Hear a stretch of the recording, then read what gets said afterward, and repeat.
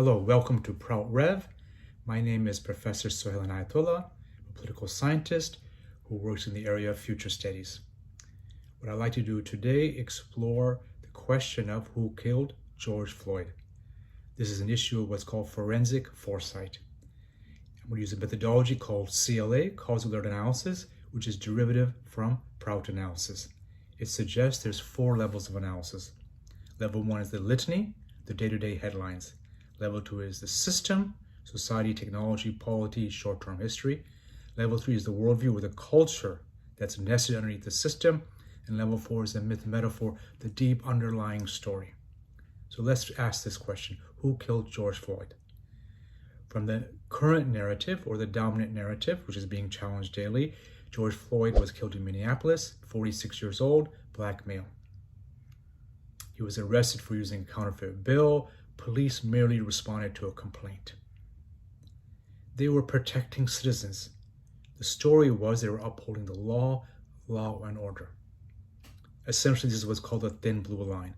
There's police here, citizens there. They have to protect other citizens and protect themselves. Now let's look at these 4 levels again, but using deconstruction. Let's challenge some of these categories. Let's challenge some of these frameworks. Well, in this other headline, he was killed by a police officer, and with 3 other police officers were aiding and abetting. Now, what's the cause of this, though? The cause is a system of oppression, racial inequality, which has worsened since the GFC. African Americans have less access to tax-advantaged forms of savings. The mortgage market is not available to them. There's discrimination. There's historical discrimination, Jim Crow.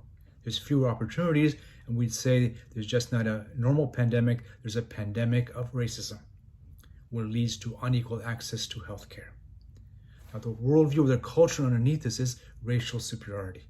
That's what could argue what's occurring in the US is a kind of a viral genocide. Now, what's the deep story here? The deep story is a notion of white space. There's different types of spaces in the US. Now let's go further. Let's change the worldview and think, okay, now let's use the worldview of Black Lives Matter. So what killed George Floyd was he was killed by the system and by the deep story of the thin blue line and white space. Their alternatives or their suggestions: defund the police. The police can't do it all. They need to focus. The economic alternative is black to black business. Challenge traditional history, reparations for slavery. Clearly declare KKK a terrorist organization. Begin truth and reconciliation. Take this situation seriously. The system does not work. What's the worldview? The worldview is social justice. The underlying metaphor is Black Lives Matter. Now let's go a 4th layer. This is the layer that Prout adds on to. Who killed George Floyd? What's the alternative? You would want a future where the system supports people like them. They feel supported, they find gainful employment, they find a gainful purpose. What would that system look like, perhaps? A maxi-mini wage structure for one. Cooperatives for another. A global knowledge commons. And clearly, in the system itself, police not doing everything. You have mental health workers, social workers, community health.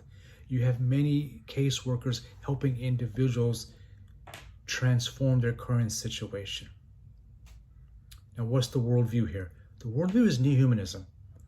It's not based on any race or religion. It's we're all humans on the planet. And what's the inner story? The inner story is no one is left behind. It's a caravan going on a journey. Where's the journey going to?